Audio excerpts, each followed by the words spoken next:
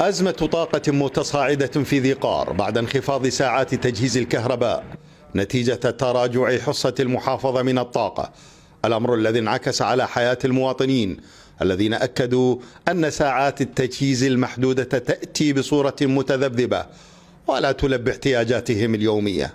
بالنسبة للكهرباء عندنا كلش تعبانة يعني هم يعطونها ساعتين بساعتين، ساعتين ذنين يجينا مكاملات، يعني كل ساعة تطفى.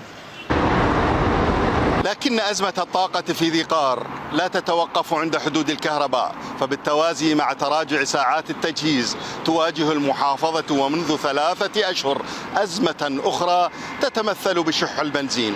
ومنذ أشهر تشهد المحطات الحكومية ازدحاما متواصلا للسيارات، فيما يقول مواطنون أن الحصول على الوقود بات يستغرق ساعات طويلة، الأمر الذي تسبب بإرباك حركة التنقل والعمل داخل المحافظة، فيما تؤكد الحكومة المحلية أن حصة المحافظة من البنزين باتت غير كافية. صار لي 4 أيام بكربلة وبالنجف ما شفت أزمة، وين ما أطبق أفوت.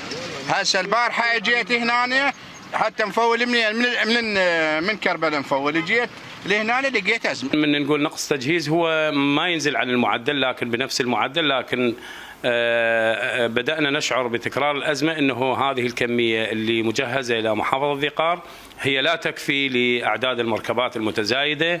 وفي ظل هاتين الأزمتين يترقب المواطنون حلولا تنهي معاناتهم المتواصلة وتعيد الاستقرار إلى ملفي الطاقة والخدمات لمساسهما بتفاصيل حياتهم اليومية بشكل مباشر. من الناصرية، أحمد السعيدي، UTV.